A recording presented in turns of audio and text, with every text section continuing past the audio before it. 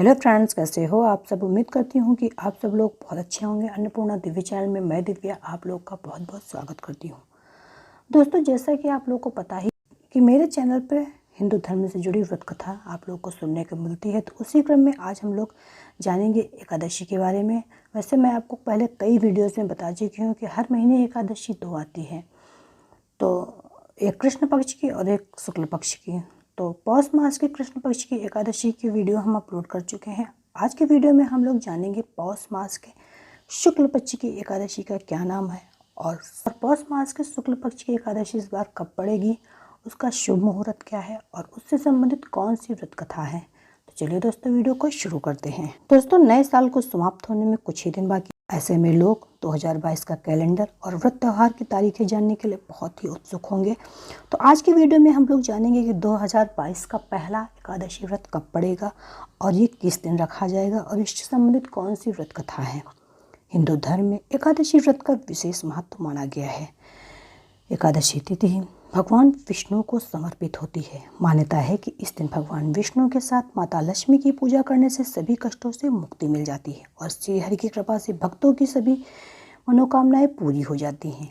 पौष मास के शुक्ल पक्ष की एकादशी का नाम है पौष पुत्रदा एकादशी, जो कि 13 जनवरी को है। और पौष पुत्रदा एकादशी की तिथि 12 जनवरी शाम 4:49 पर शुरू होकर 13 जनवरी को शाम 7:32 पर समाप्त होगी। संतान की लंबी आयु और संतान प्राप्ति की कामना करने वाली महिलाएं पुत्रदा एकादशी के व्रत को करती हैं। पुत्रदा एकादशी साल में 2 बार आती है।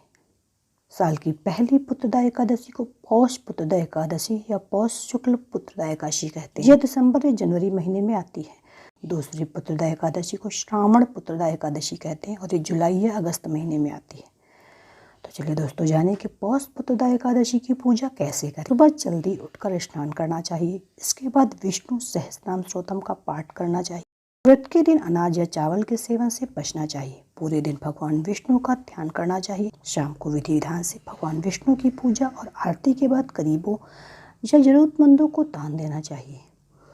और ओम नमो भगवते वासुदेवाय मंत्र, विष्णु सहस्त्रनाम स्तोत्रम, विष्णु अष्टोत्तम स्तोत्रम का जाप करना चाहिए। तो चलिए दोस्तों, पौष पुत्रदा एकादशी की व्रत कथा क्या है उसके बारे में जान लेते हैं। धार्मिक कथा के अनुसार भद्रावती राज्य में सुकेतुमन नामक राजा राज्य करता था। उसकी पत्नी का नाम शैव्या था। राजा के पास सब कुछ था, सिर्फ संतान नहीं थी। ऐसे में राजा और रानी उदास और चिंतित रहा करते थे। राजा के मन में पिंडदान की चिंता सताने लगी। ऐसे में एक दिन राजा ने दुखी होकर अपने प्राण लेने का मन बना लिया। हालांकि पाप के डर से उसने यह विचार त्याग भी दिया। राजा का एक दिन मन राजपाट में नहीं लग रहा था, जिसके कारण वह जंगल की ओर चला गया। राजा को जंगल में पक्षी और जानवर दिखाई दिए। राजा के मन में बुरे विचार आने लगे। इसके बाद राजा दुखी होकर एक तालाब किनारे बैठ गए। तालाब के किनारे ऋषि मुनियों के आश्रम बने थे। राजा आश्रम में गए और ऋषि मुनि राजा को देखकर प्रसन्न हुए। उन्होंने कहा कि राजन, आप अपनी इच्छा बताएं। राजा ने अपने मन की चिंता मुनियों को बताई। राजा की चिंता सुनकर मुनि ने कहा कि एक पुत्रदा एकादशी है। मुनियों ने राजा को पुत्रदा एकादशी व्रत करने को कहा। राजा ने उसी दिन से इस व्रत को रखा और द्वादशी को इसका विधि विधान से पारण किया। इसके फलस्वरूप रानी ने कुछ दिनों बाद गर्भ धारण किया और 9 महीने बाद राजा को पुत्र की प्राप्ति हुई।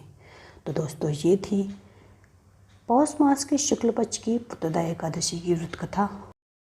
उम्मीद करती हूँ कि आपको ये कथा अच्छी लगी होगी। वीडियो पसंद आए तो वीडियो को लाइक, चैनल पे पहली बार विजिट कर रहे हैं तो मेरे अन्नपूर्णा दिव्य चैनल को सब्सक्राइब करें। तो मिलते हैं एक नए वीडियो में कुछ नया लेके, तब तक के लिए बाय बाय।